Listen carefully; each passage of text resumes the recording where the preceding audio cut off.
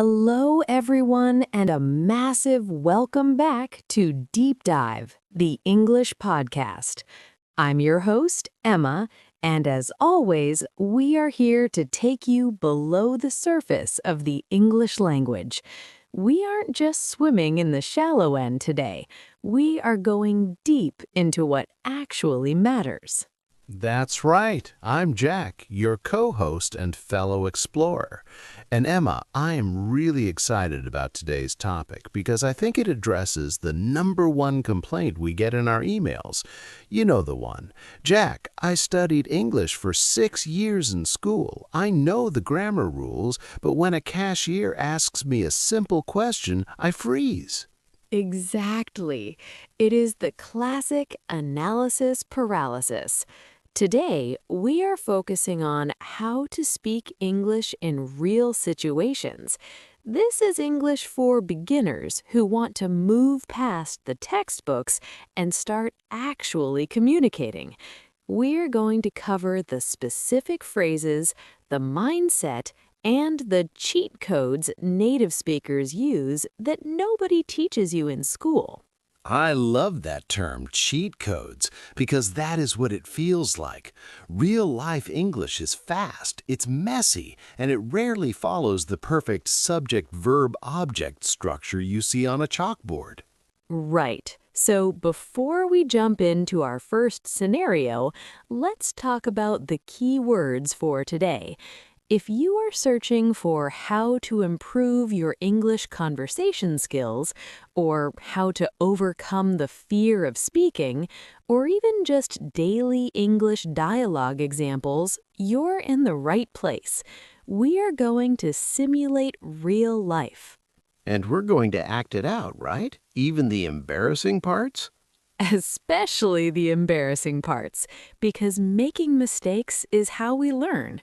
So, Jack, let's start with the biggest hurdle. Well, I think it comes down to formality and speed. In a textbook, you might read, "Hello, how are you today?" And the response is, "I am fine, thank you. And you?" Yes, the robotic exchange. If you say that in a coffee shop in London or New York, people will understand you, but it creates a distance. It sounds stiff. In a real situation, we value speed and connection over grammatical perfection. So instead of "I am fine," a native speaker might just say, "Good, you?" or "Not bad." Precisely.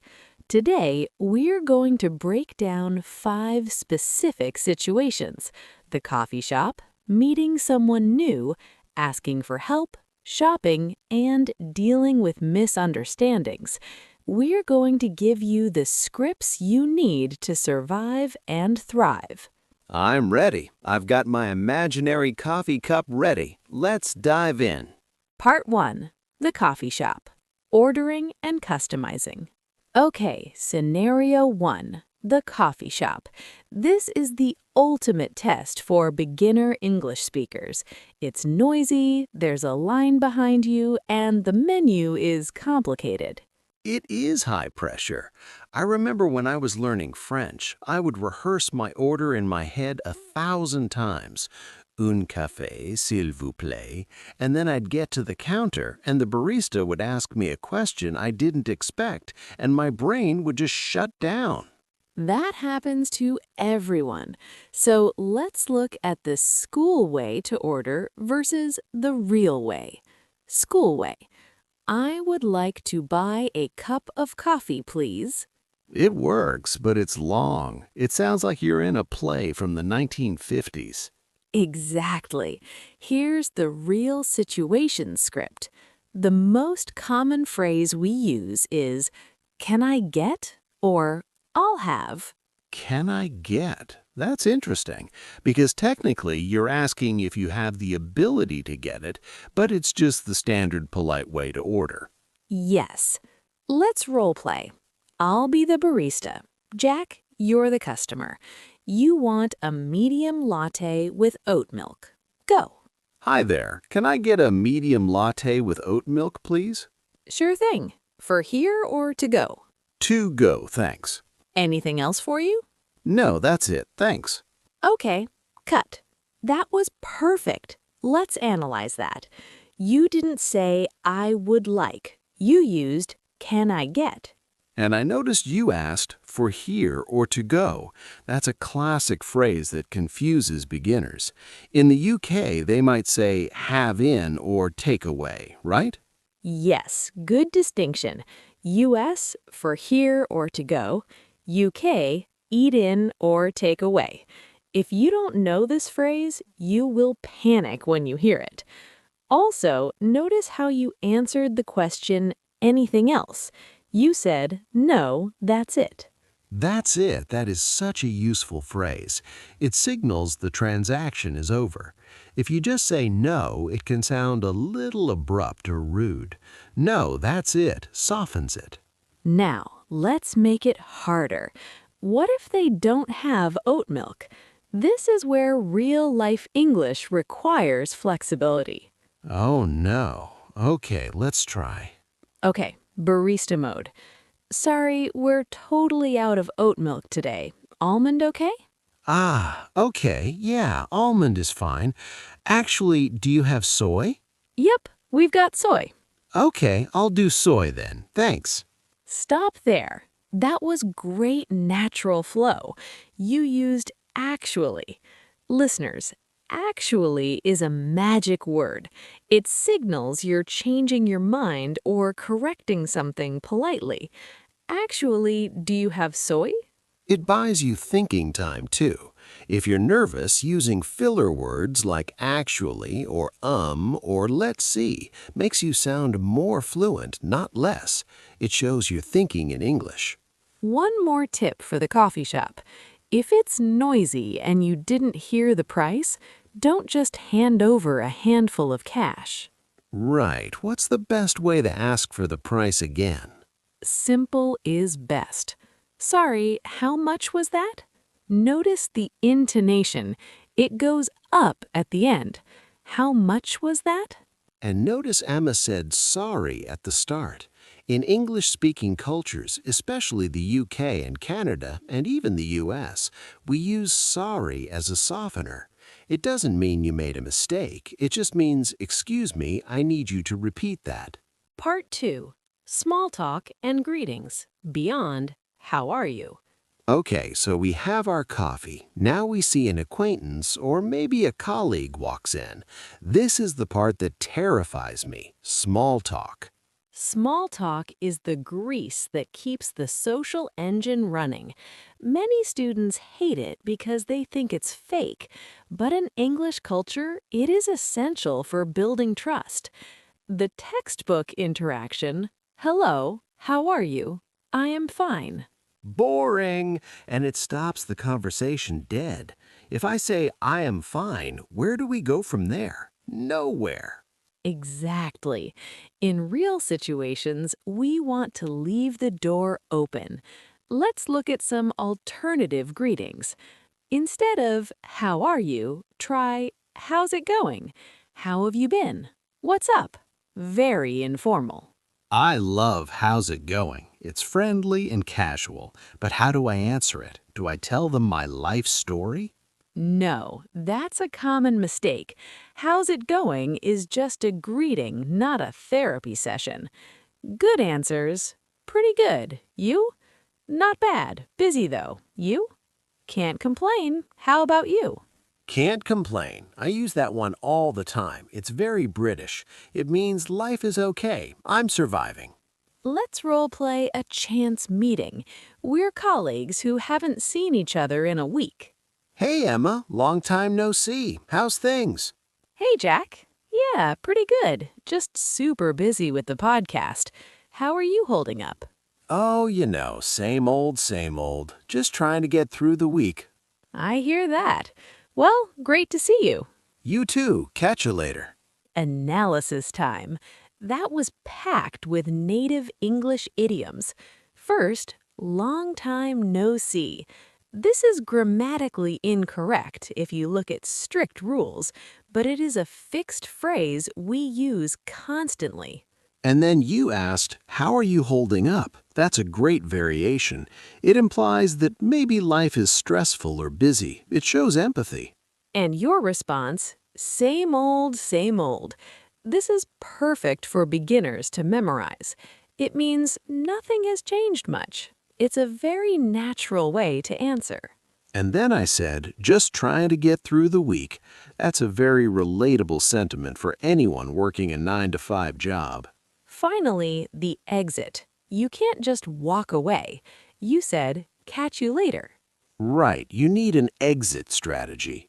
"See ya. Take care. Have a good one." Have a good one is my favorite. It works for morning, afternoon, or night.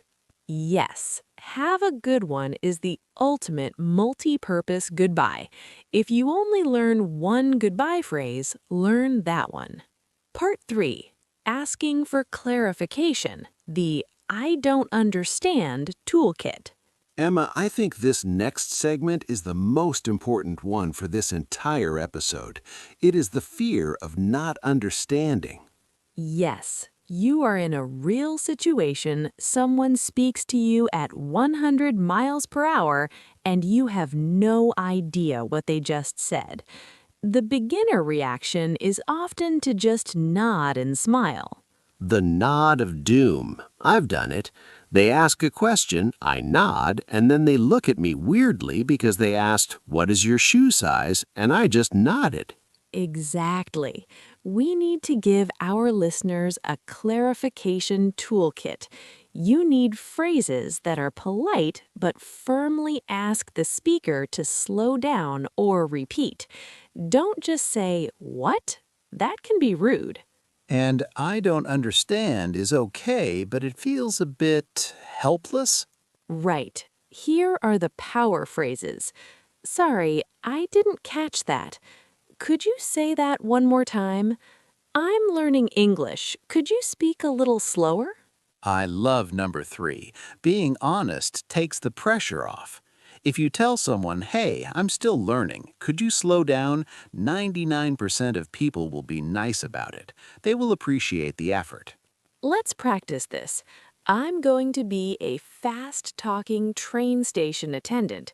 You need to buy a ticket. Okay, I'm nervous already. Go. All right, next. Where are you headed? Peak or off-peak? You got a rail card? Sorry, I didn't catch that. Where are you going and do you have a rail card? I'm going to Manchester and, sorry, what does rail card mean? It's a discount card. Oh, no, I don't have one. Just a normal ticket, please. Excellent. You handled that perfectly. You used "sorry, I didn't catch that" immediately. You didn't wait. Then you asked for a definition. What does railcard mean? That's a key skill. You don't have to know every word. You just need to know how to ask about the word. "What do you mean by X?" is a sentence frame everyone should know. And notice the connected speech I used at the start. Where are you headed?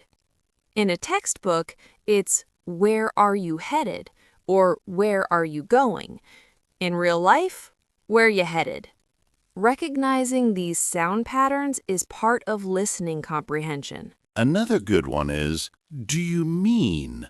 to check your understanding. For example, "Do you mean the train leaves at 5 or arrives at 5?" Yes, paraphrasing.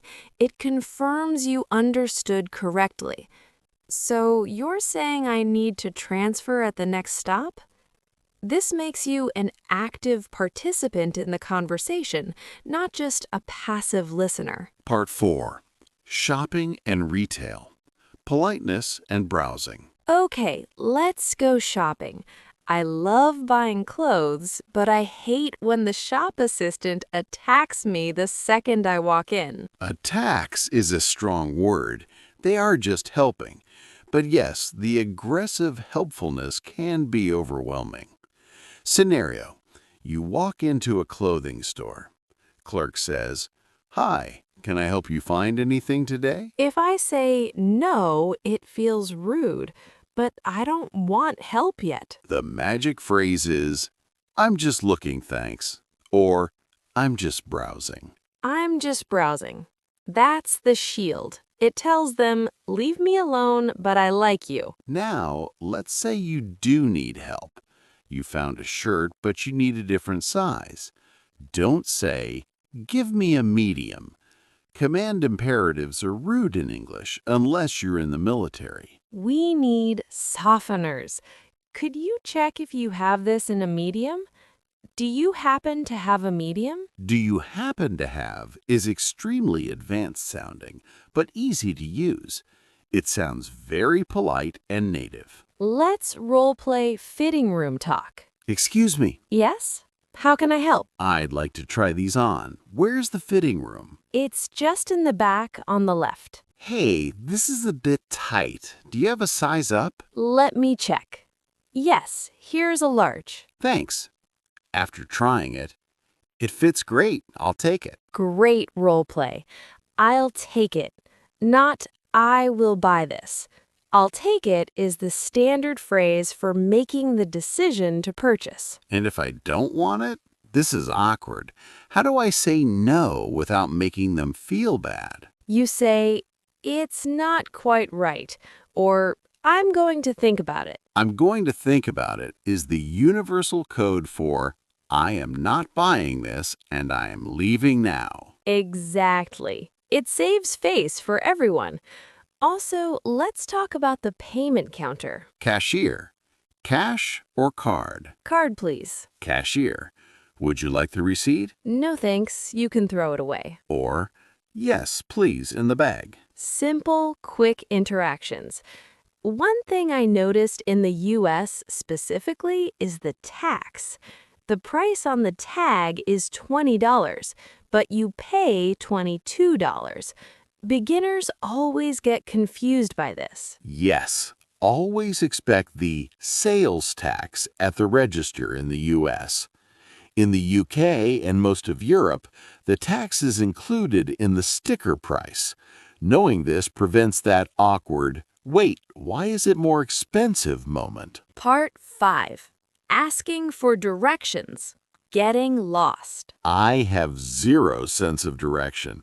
I get lost in my own house. So asking for directions is a survival skill for me. The biggest mistake beginners make here is being too direct. They walk up to a stranger and say, "Where is the subway?" It's too abrupt. You need to break the ice before you ask. So we start with, excuse me, or sorry to bother you. Sorry to bother you is gold. Excuse me, sorry to bother you, but do you know where the nearest subway station is? That sentence is long. Let's break it down. Attention, excuse me. Apology, sorry to bother you. Question, do you know where X is? Another great phrase, if you are totally lost, is, could you point me in the direction of...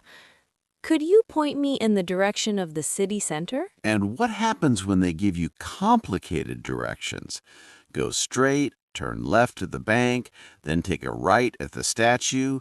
My brain explodes. This goes back to our clarification toolkit. You have to repeat it back. Okay, so left at the bank, right at the statue, and use your hands. Gestures are a universal language. What if I have Google Maps on my phone, but I'm confused? You can show them. I'm looking for this place. Point to phone. Am I close? Am I close is a great question. It gets you a yes or no answer immediately. Let's talk about the response from the stranger. Sometimes they say, you can't miss it. Which is a lie. You can always miss it.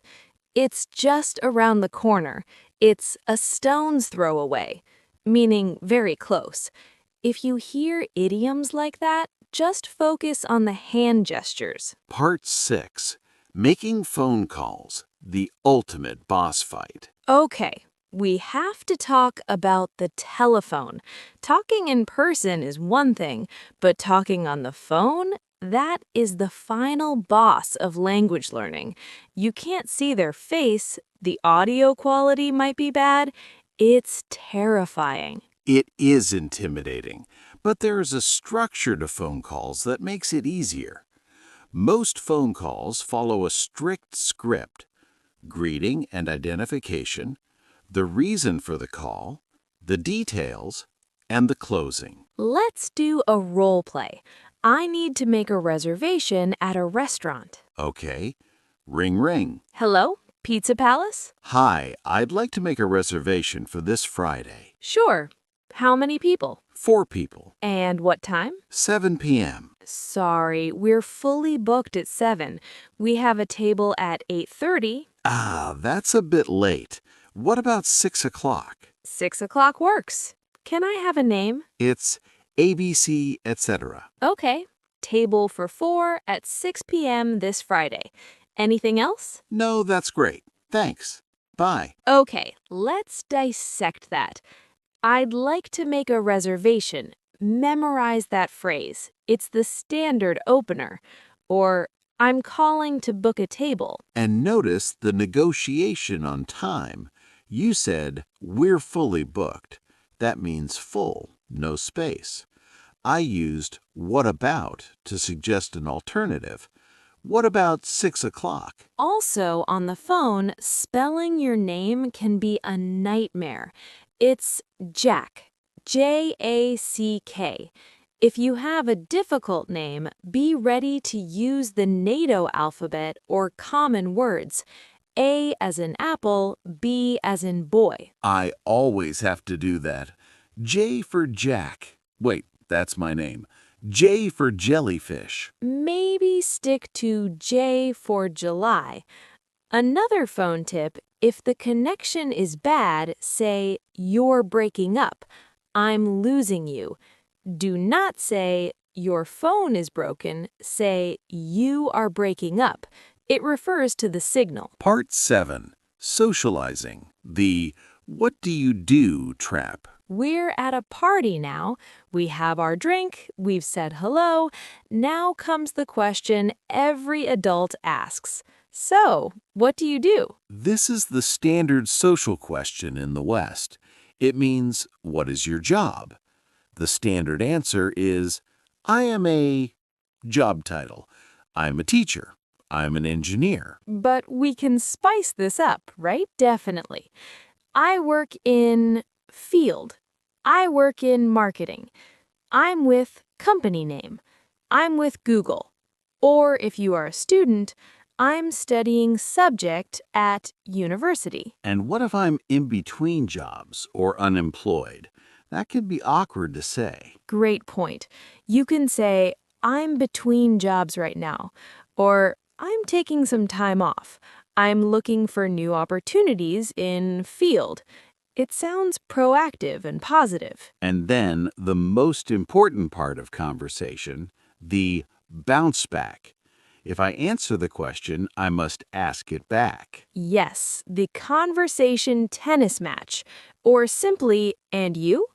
If you just answer and stop, you are a conversation killer. Nobody wants to be a conversation killer. Let's talk about compliments.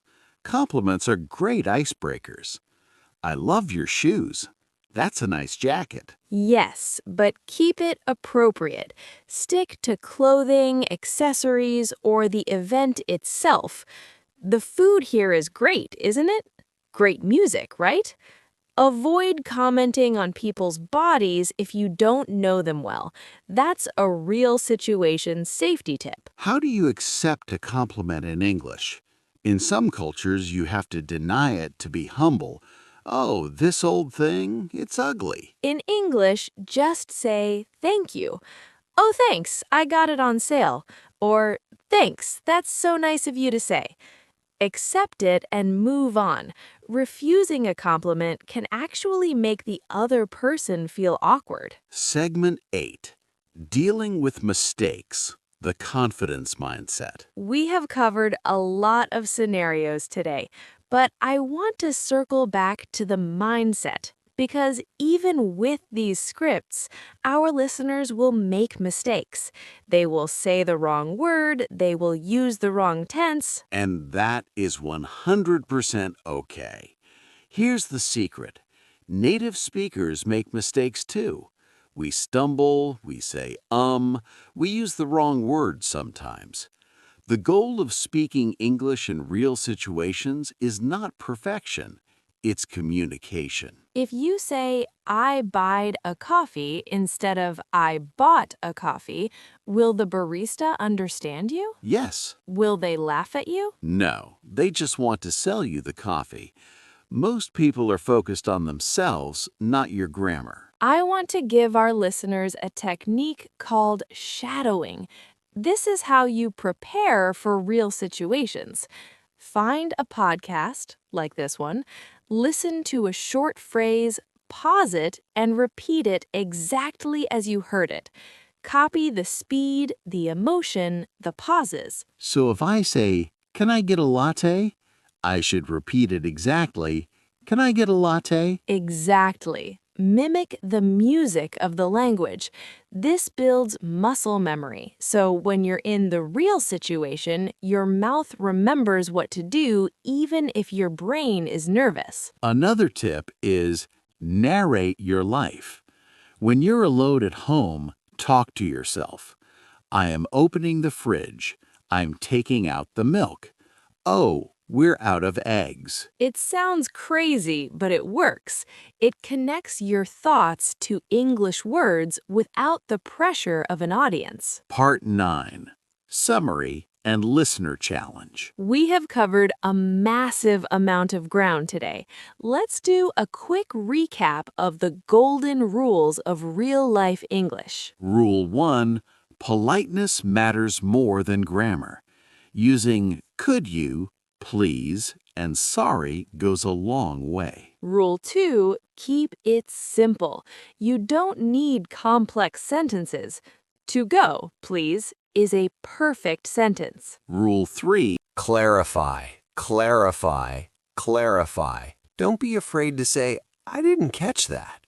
Rule 4, use fillers and softeners. Words like actually, well, and just make you sound more natural. And rule 5, don't panic. Breathe. If you get stuck, smile and start again.